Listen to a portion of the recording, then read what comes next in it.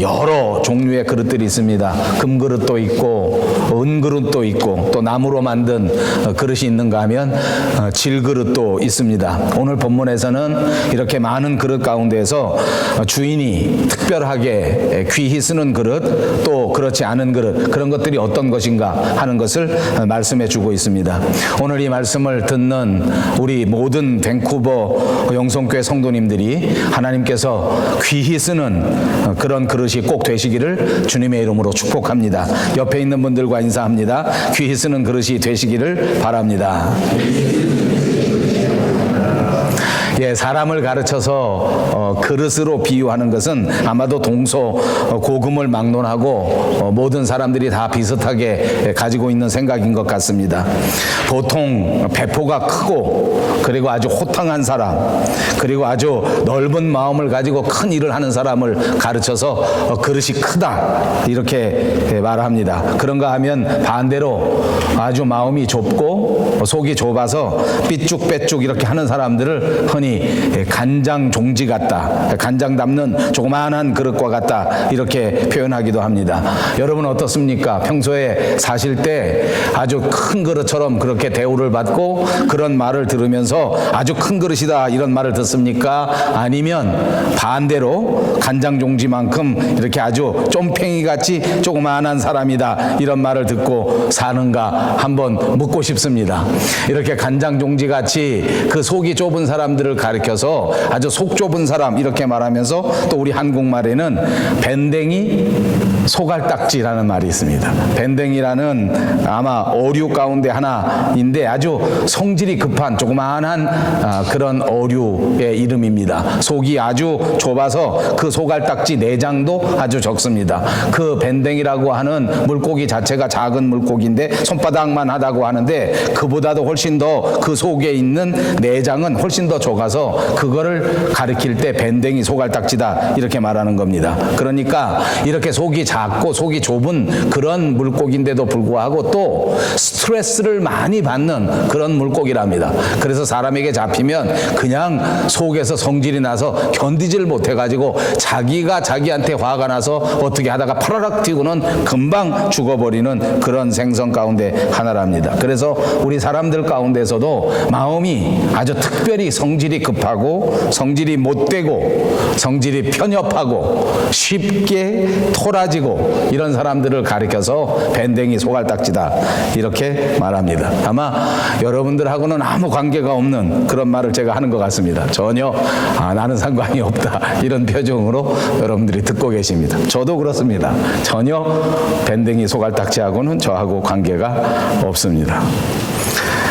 그러나 여러분 이 밴댕이라고 하는 생선이 이렇게 소갈딱지라고 나쁜 의미에서만 쓰여지는 것은 아닙니다. 제가 설교를 준비하면서 찾아보니까 아주 옛날 고전 특별히 우리나라의 이순신 장군의 이야기를 기록한 난중일기에는 이 밴댕이가 얼마나 좋은 생선인지 그 맛이 좋고 특별히 영양이 빼어나다 하는 기록이 있다고 합니다. 칼슘도 많고 철분도 많고 그래서 특별히 골다공증을 염려하는 이런 중년의 사람들이 꼭 먹어야 하는 그런 생선 가운데 하나고 또 여자들이 특별히 좋아하도록 이렇게 피부 미용에 특별히 좋다 이런 기록이 아주 옛날서부터 우리에게 전해지는 것입니다.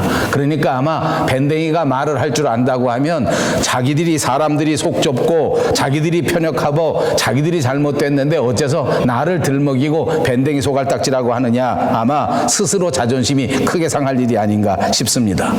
여러분 그릇으로 비유할 때 그릇이 아주 크고 그릇이 아주 넓고 이렇게 하면 아주 좋은 그릇이고 반대로 밴댕이처럼 손바닥만 하고 작으면 그것이 쓸모없는 그릇인가? 그렇지가 않은 것입니다. 밴댕이는 밴댕이대로 쓸모가 있고 좋은 점이 있고 장점이 있는 것처럼 우리 인생은 그 쓸모에 따라서 크기에 좌우되지 않는 합당한 의미에 사용된다고 하면 합당한 인생의 목적에 쓰임받는다고 하면 그것이 좋은 사람이요 좋은 그릇이요 좋은 인격이 되고 쓸모 있는 그릇이 되고 귀히 쓰는 그릇이 될 수 있다는 말씀입니다. 오늘 본문을 한번 살펴보시면서 저와 여러분에게 큰 교훈이 되시기를 바랍니다. 오늘 본문에서 말씀하고 있는 큰 집은 다름 아닌 하나님의 교회를 상징하는 낱말입니다. 교회는 하나님의 집입니다.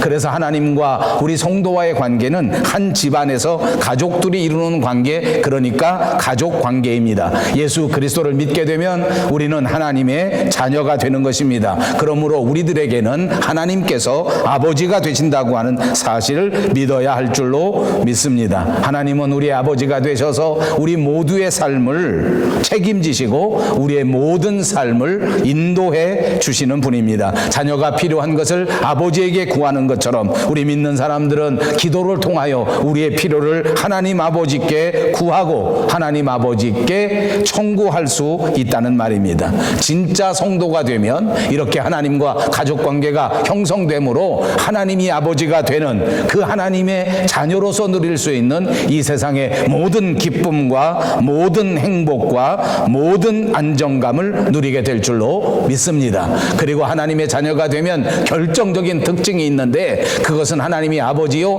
내가 하나님과 가족이 되었으므로 이 가족 관계가 주는 생기, 그 에너지, 그 활력, 그 능력이 그 성도에게 있는 것입니다. 그러니까 진짜 그리스도인들은 어떤 상황 속에서도 생기가 넘쳐나게 되는 것을 믿으시기를 바랍니다. 진짜 그리스도인이 되면 삶에 자신감이 생기고 하나님이 아버지라고 하는 분명한 사실 때문에 어디 가도 어떤 상황에도 아무 걱정이 없습니다. 때로는 내가 가진 것이 없다고 할지라도, 때로는 내가 몸이 좀 불편한 상황에 있다고 할지라도 하나님 아버지가 나의 아빠가 되셔서 내 곁에 있다고 하는 사실 하나 때문에 내 삶에는 부족함이 없게 되는 줄로 믿습니다. 교회는 이렇게 하나님의 가족들이 함께 살아가는 집입니다. 믿는 사람들은 모두가 다 한 가족입니다. 여러분, 우리가 육체로 맺은 피로 맺은 혈연의 관계는 이 땅에서 죽을 때까지 유효합니다. 인생이 72호 또는 80까지 산다고 하니까 아마도 우리가 세상에서 가지고 있는 혈연 관계, 육적인 가족 관계는 아마 70년, 80년 아니면 100년 정도 유효하다고 생각합니다. 그런데 하나님과 맺은 이 영적인 관계, 이것은 천국 하나님의 나라에까지 계속되는 것이므로 그야말로 영원한 관계인 줄로 믿습니다. 처음 교회가 되어졌을 때 초대교회는 모든 사람들이 이런 개념을 가지고 교회에 모였단 말입니다. 이런 생각을 가지고 교회를 섬겼습니다. 모든 사람들이 그리스도 안에서 한 형제라. 그러므로 이 초대교회 사람들은 모이기만 하면 온 가족들이 모인 것처럼 그렇게 기쁜 마음으로 성찬식을 하고 그렇게 행복한 마음으로 식사를 나누고 그렇게 좋은 마음으로 서로가 서로를 이해하고 사랑하는 진정한 사랑을 나누었다는 것입니다. 이것을 기억하시기 바랍니다. 두 번째로 큰 집에 있는 특징은 다양한 여러 가지 그릇이 있다는 것입니다. 20절에 보니까 큰 집에는 금과 은의 그릇뿐만 아니라 나무 그릇과 질 그릇도 있어 귀하게 쓰는 것도 있고 천하게 쓰는 것도 있다라고 말씀하십니다. 저희 집에만 봐도 이런저런 다양한 그릇이 있습니다. 커피를 나눌 때에 마시는 커피잔, 그런 그릇이 있고 화채를 담아 먹는 화채 그릇이 있고 국을 담아 먹는 국 그릇이 있습니다.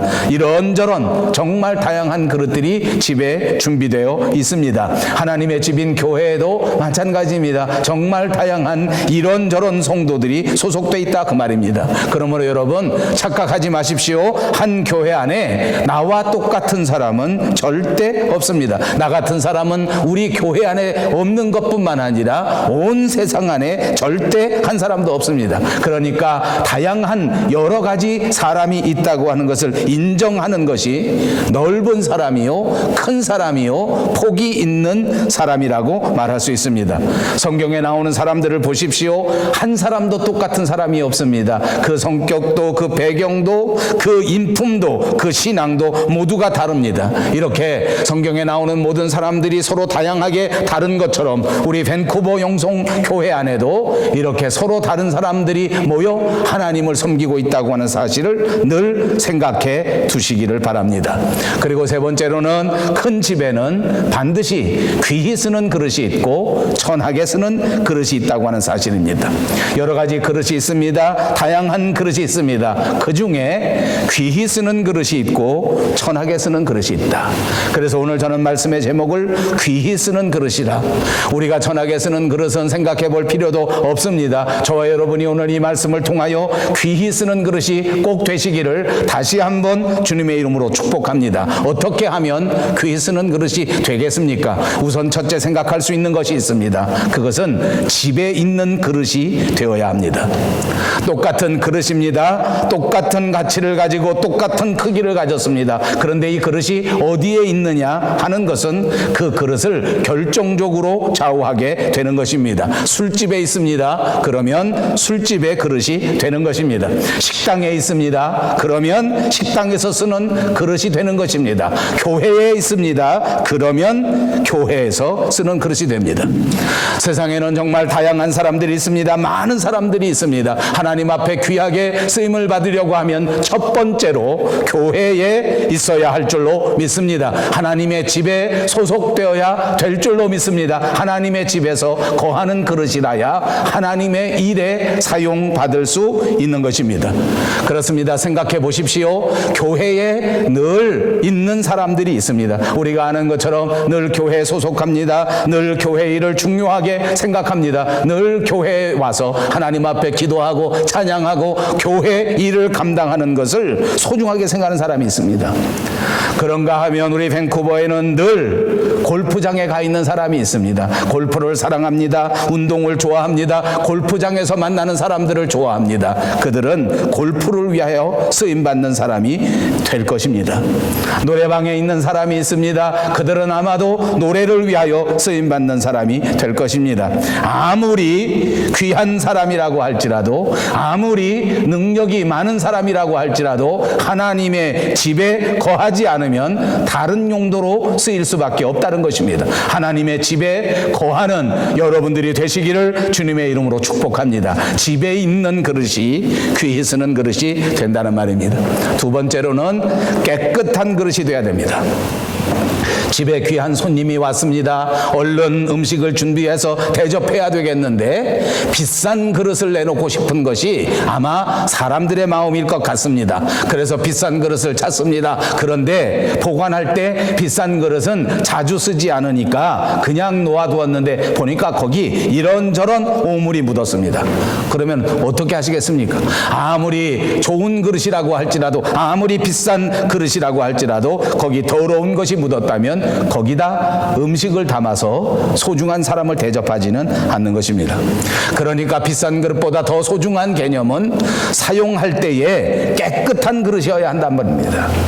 비싼 것이 문제가 아니라 깨끗해야 음식을 담고 깨끗한 그릇에 대접해야 또 자기의 모든 정성을 그 사람에게 표현할 수 있는 것입니다. 여러분, 깨끗한 사람이 되십시오. 그러나 우리에게 안타까운 벽이 있습니다. 이 세상에 그 어떤 사람도 세상에는 죄가 없는 사람이 없습니다.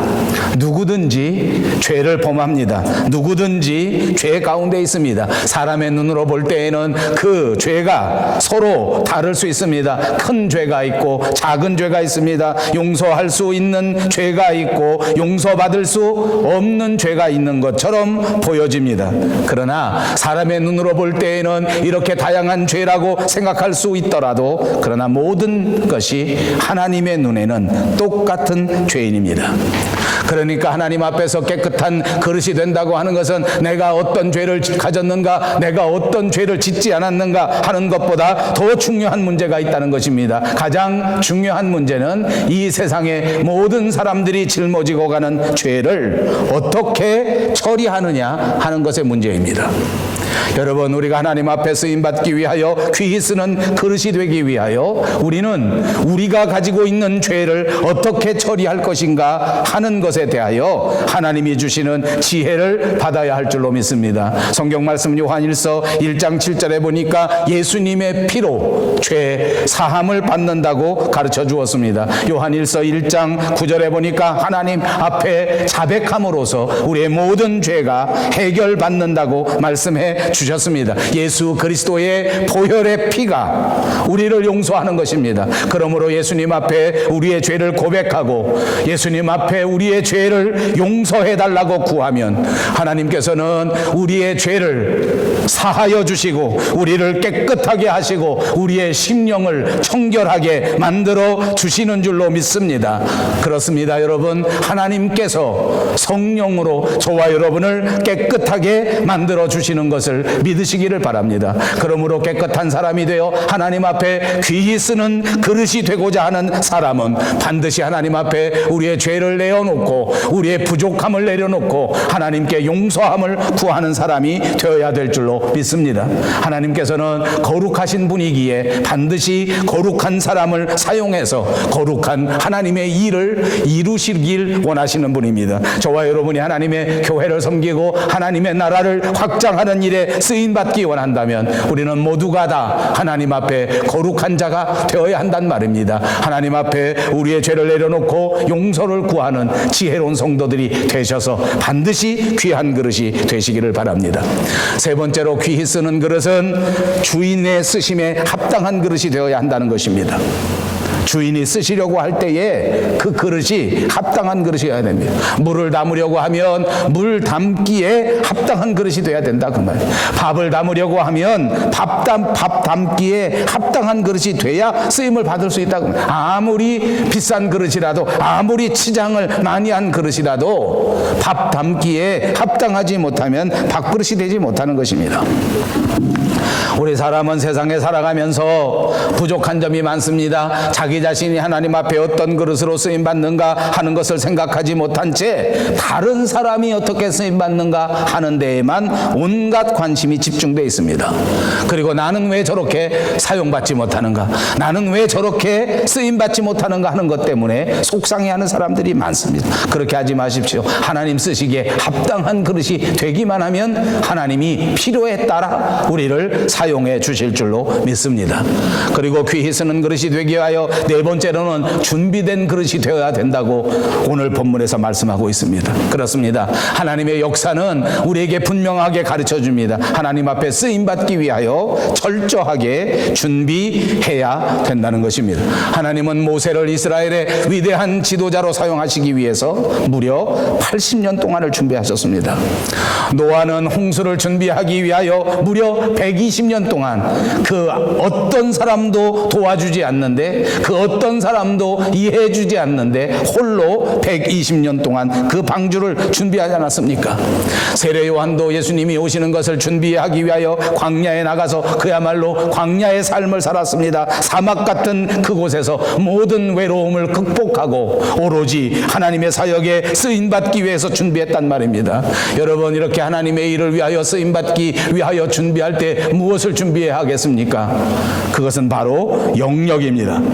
하나님의 일은 영적인 일이기 때문입니다. 그러므로 우리는 반드시 영적인 일을 감당할 수 있도록 준비해야 한단 말입니다. 여러분, 영적인 일을 감당하려고 하면 어떤 일이 생기는지 아닙니까? 이것은 영적인 일이기 때문에 반드시 이 영적인 일을 방해하는 악한 마귀 사탄의 세력, 어두움의 영적인 세력이 있다는 것입니다. 사탄이 방해합니다. 마귀가 방해합니다. 내 욕심이 나를 방해합니다. 이것들을 극복하고 이길 수 있는 이것이 바로 영성 영역인 줄로 믿습니다. 세상이 여러분을 하나님의 일을 감당할 수 있도록 내버려 두지 않습니다. 어떻게 하든지 여러분을 넘어뜨리려 한단 말입니다. 여러분, 세상이 결단코 여러분들이 교회에 충성할 수 있도록 만들지 않습니다. 어떻게 하든지 붙잡아 내리려고 한단 말입니다. 이것들을 다 극복하고 하나님의 나라에 귀히 쓰는 일꾼이 되고자 하면 반드시 영역이 필요합니다. 사랑하는 여러분, 여러분의 영역을 잘 준비하시는 여러분들이 꼭 되시기를 바랍니다. 또 있습니다. 그것은 바로 실력입니다. 저는 우리 밴쿠버 영성교회 모든 성도님들이 실력 있는 성도들이 꼭 되시기를 바랍니다. 여러분이 아시는 것처럼 저는 신학교에서 목사님들을 가르치는 일을 합니다. 늘 생각합니다. 정말 우리 젊은 목사들이 실력을 가져야 하는데, 정말 실력이 있어야 하나님 앞에 귀하게 쓰임 받는데, 그런데 안타깝게도 실력이 없습니다. 마음은 뜨겁습니다. 어찌나 뜨거운지 태평양을 건너 여기까지 공부하러 온 것 아닙니까? 소망이 얼마나 훌륭한지 정말 하나님 앞에 쓰임받고자 하는 그런 마음이 눈이 반짝반짝해요. 금방 나가도 어디 가서든지 주를 위하여 목숨을 바칠 만큼 그렇게 충성스러운 젊은이들이에요. 얼마나 귀한지 몰라. 그런데 진짜 안타까운 건 뭐냐면 실력이 없어. 마음만 있으면 뭘 해요? 실력이 없는데 아무것도 못하고 우왕좌왕하다가 몇 년 동안 허송세월하고 아무것도 하지 못하고 아무것도 이루지 못해. 여러분, 하나님의 일을 감당하려고 하면 실력이 있어야 돼요. 여러분, 교회 일을 감당하려고 하면 실력이 있어야 돼요. 말씀의 실력이 있어야 돼요. 은혜의 실력이 있어야 돼요. 기도의 실력이 있어야 될 줄로 믿습니다. 여러분, 꼭 실력을 갖추시는 여러분들이 되시기를 바랍니다. 또 있습니다. 귀히 쓰는 그릇이 되기 위하여 빈 그릇이 되어야 할 것입니다.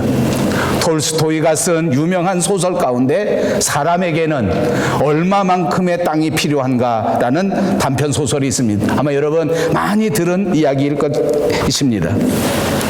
하루는 주인이 나이가 많아 늙어 죽을 때가 돼서 자신의 땅을 빌려서 경작을 하고 있는 소장농 가운데 아주 충성스러운 사람을 선택해서 그 사람에게 이렇게 말합니다. 내가 그동안에 우리 집에서 이런 일을 하느라고 정말 수고했고 충성되이 일을 해서 나한테 많은 이득을 주었으니 내가 죽기 전에 내게 꼭 이거 한 가지 해주고 싶다. 다음 날 아침 새벽에 해 뜰 때 그때 출발해서 해 질 때까지 밟고 오는 모든 땅을 내가 내게 주리라. 그러니까 새벽에 동트면 뛰어나가서 해 질 때 딱 집에 돌아오면 그때까지 뛰어나갔다 온 그 거리만큼 그 밟은 만큼 다 그 땅을 줄 것이다. 그렇습니다. 소장농은 평생토록 땅을 한 평도 가져보지 못했습니다. 여러분, 평생 살면서 집을 한 채도 갖지 못했습니다. 평생 살면서 돈을 늘 부족하게 살았습니다. 얼마나 좋겠습니까? 이 소장농은 정말 마음이 흥분되어 얼마나 좋은지 모릅니다. 한 번도 제대로 살아보지 못하고 도부 생활한 것이 억울하기도 하고 이제 주인이 드디어 내 마음을 알아주는구나 하고 생각하면서 날 새기를 밤새도록 기다렸어. 한 잠도 자지 않고 날 밝을 때 기다렸습니다. 날 밝자마자 뛰어나갑니다. 잠시도 쉬지 않고 계속해서 뛰어나갑니다. 왜냐하면 내가 하나라도 더 밟아야 나중에 주인이 땅을 한 평이라도 나를 더 줄 것이기 때문입니다. 가는 동안 쉬지도 않았습니다. 가는 동안 앉아보지도 않았습니다. 밥도 먹을 시간이 너무 아깝지 않습니까? 일생일대의 기회가 왔는데 밥 먹는 게 무슨 문제겠습니까? 그냥 뛰었습니다. 한참 뛰어가다 보니까 어디가 어딘지 모르게 멀리 왔습니다. 보니까 해가 벌써 뉘엿뉘엿 지기 시작합니다. 그럴 때 주인의 약속이 반드시 해지기 전에 돌아오라 했기 때문에 그때 다시 돌아서려고 조금만 더 갈까 돌아갈까 조금만 더 갈까 돌아갈까 망설이다가 시간은 자꾸 흘러가고 이제 큰일 났어요. 반은 벌써 훨씬 지나갔는데 그러면 올 때보다 어떻게 해야 되겠습니까? 돌아갈 때는 올 때보다 훨씬 더 스피드업을 해야 돼요. 올 때도 잠시도 쉬지 않고 뛰어왔는데 돌아갈 때는 그보다 훨씬 빠른 속도로 가지 않으면 안 됩니다. 왜냐하면 벌써 반 시간 이상 다 소모했기 때문입니다. 그래도 주인이 분명히 약속대로 해줄 것을 믿고 다시 돌아옵니다. 돌아올 때 얼마나 열심히 돌아왔는지 딱 해지기 직전에 출발한 그 집으로 돌아왔습니다. 그래서 자기가 생각해보니까 돌아와서 생각해보니까 자기가 뛰어갔다 온 그 땅이 얼마나 넓은지 이제 드디어 이 넓은 땅을 가지고 내 평생 마음대로 살 수 있다. 아, 조금만 더 갈 걸. 생각해 보니까 처음에는 10평만 있으면 될 것 같았는데, 생각해 보니까 처음에는 100평만 있으면 남부러울 곳이 없을 것 같았는데, 아, 이제 생각해 보니까 아니, 나한테 1000평은 있어야 되는데, 아니, 나한테 10,000평은 있어야 되는데 하고 생각하다가 뾰로롱 기운이 빠져서 쓰러져서 죽었습니다. 며칠 밤 잠 못 자고 하루 종일 1초도 쉬지 않고 뛰었다가 돌아왔으니 견딜 수가 있겠습니다. 죽었습니다. 주인은 너무나 안타깝게 생각하면서 이 죽은 소장농을 장례를 치러 주었습니다. 그리고 이 소설책의 맨 마지막에는 이 소장농 농부에게 이 세상 살아가면서 필요한 땅이 얼만큼이었는가 보았더니 마지막 그 무덤 딱 1평만 있으면 되는 거였어요. 자기는 생각할 때 1000평이 있어야 되고, 자기는 생각할 때 10,000평은 있어야 사람처럼 살 수 있을 것이라고 생각했을지 모르나 그 평생 필요한 땅은 1평밖에 없었다. 이것이 톨스토이의 소설이 우리에게 가르쳐주는 이야기입니다. 여러분, 여러분의 인생 어떻습니까? 무엇을 위하여 쉬지도 않고, 가족도 돌아보지 않고, 건강도 챙기지 않고, 교회도 챙기지 않고 그렇게 뛰고 있냐면, 도대체 어디를 바라보고 그렇게 뛰어가고 있느냐. 여러분, 이렇게 내가 땅 10평, 땅 1000평, 땅 10,000평 없이는 못 살겠다라고 생각하는 사람, 그런 그릇에게는 결코 하나님이 쓰실 수가 없어요. 여러분의 마음 속에 무엇으로 가득 차 있던지 간에 꽉 차 있으면 못 씁니다.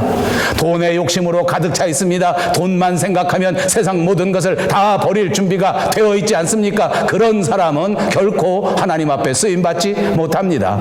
욕심이 내 마음을 사로잡고 있는 사람이 있습니다. 세상적 욕망이 꽉 차 있습니다.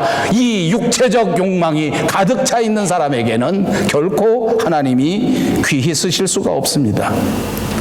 세상적인 욕심을 바라보지 마십시오. 세상적인 욕심에 빠지지 마십시오. 은혜를 받을 수가 없습니다. 날마다 자기 스스로를 살피는 지혜로운 성도들이 꼭 되시기를 주님의 이름으로 축복합니다. 마지막 귀히 쓰기 위하여 온전한 그릇이 되어야 될 줄로 믿습니다. 온전한 그릇은 뭡니까? 흠이 없는 그릇입니다. 온전한 그릇은 무엇입니까? 기스가 나지 않은 그릇입니다. 여러분, 기스난 그릇은 귀하게 쓰임받을 수가 없습니다. 금간 그릇은 귀하게 쓰임받지 못합니다. 아름다운 손님이 오셨는데 금이 간 거, 기스난 거, 음식 그 그릇을 내놓을 수 있겠습니까? 안 됩니다. 온전한 그릇, 금이 가지 않은 그릇, 무엇이 금이 가지 말아야 하겠습니까?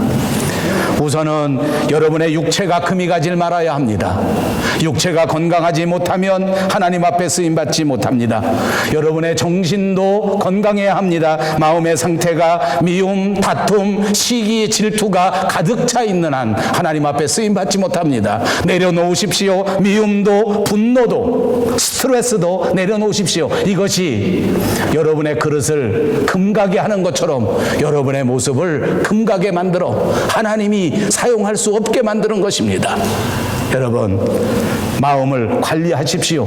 절대로 육체적으로 깨지지 마시기를 바랍니다. 또 있습니다. 인격이 깨지면 안 됩니다. 인격적인 신뢰를 잃어버리면 사람과의 관계를 유지하지 못하기 때문입니다. 우리 조국에서는 너무나 안타까운 소식들이 매일매일 들려옵니다. 저는 정치적인 입장을 말하려고 하는 것이 아닙니다. 그러나 이렇게 많은 사람들이 이렇게 분노하는 것은 그들이 믿었던 믿음을 잃어버렸기 때문입니다. 믿음의 관계가 깨지기 때문입니다. 여러분, 교훈을 받으십시오. 우리 가정 안에서도, 우리 작은 교회 안에서도 우리의 인격이 깨져버리면 다른 사람과의 관계가 깨져버린단 말입니다. 그러니까 결코 여러분 인격이 깨지게 두면 안 됩니다. 어떤 것이 여러분의 인격을 깨지게 만드는 줄 아십니까? 과거에 대한 나쁜 기억입니다. 사람은 정말 우습습니다. 사람은 정말 웃깁니다. 60평생 살았는데, 50평생 살았는데 과거에 좋았던 일은 잘 기억하지 못하고 과거에 슬펐던 일은 그렇게 기억을 잘해요. 왜 그 아저씨가 그래? 자기도 그러면서 꼭 그 아저씨만 쳐다보고.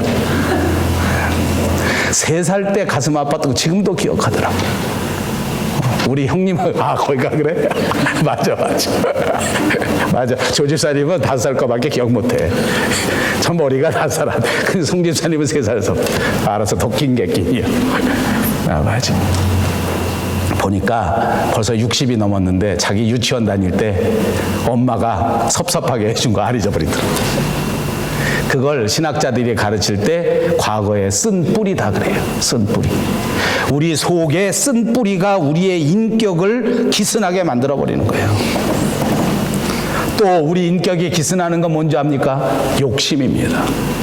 저는 강아지를 기릅니다. 강아지는 먹이 앞에서는 그 강아지의 품격이 금방 사라져버립니다. 먹이를 들고 흔드는 사람에게 여지없이 배신 때려버립니다. 관계가 중요하지 않습니다. 상황이 중요하지 않습니다. 이건 뭘 가르쳐 주는지 압니까? 우리 인간에게 욕심이 있으면 이 욕심 때문에 인격이 깨지는 거예요. 여기 사랑하는 젊은이들은 꼭 들으십시오. 사람이 가진 기본적인 욕구가 있습니다. 젊음의 욕구가 있습니다. 육체의 욕구가 있습니다. 그 육신의 욕구 때문에 상황을 이겨내지 못하면 인격이 깨지는 겁니다. 스스로 관리할 줄 알아야 합니다. 그래야 아름답고 귀하게 사용받을 수 있단 말입니다. 또 있습니다. 오늘 저와 여러분이 꼭 마음속에 간직하고 싶은 오늘 설교의 가장 소중한 것입니다. 우리는 믿음이 깨지지 말아야 합니다. 저는 목사입니다. 목회하면서 너무나 안타까운 것은 한 번 믿음을 가졌는데 그 믿음이 깨지는 것입니다. 신앙을 가졌는데 그 신앙이 깨지는 것입니다. 하나님이 귀히 쓰시려고 작정하시는데 그만 그 신앙의 그릇이 깨져버립니다. 왜 신앙이 깨지는지 압니까? 낙심하면 깨집니다. 왜 신앙이 깨지는지 압니까? 싸움박질하면 깨져버립니다. 누구와도 싸우지 마십시오. 가족들과 싸우지 마십시오. 친구들과 싸우지 마십시오. 그러면 그만 여러분의 믿음이 금이 가더란 말입니다. 불평과 불만을 하지 마십시오. 우리의 신앙이 금이 가버립니다. 이것이 큰일 납니다. 죄를 마음속에 품고 있으면 우리의 믿음이 금이 갑니다. 깨져버립니다. 하나님보다 더 사랑하는 것이 있으면 우리 믿음이 그만 깨져버립니다. 하나님만 가장 사랑하는 사람이 되어야 합니다. 사랑하는 여러분, 이제 저와 여러분은 하나님의 교회에서 하나님 앞에 쓰임받을 수 있다면 우리 일생 일대의 가장 큰 최고의 영광인 줄로 믿습니다. 사랑하는 여러분 모두가 이 세상에서 깨끗하고 합당하고 잘 준비돼서 하나님께서 귀히 쓰시는 그릇들이 다 되시기를 주님의 이름으로 축복합니다.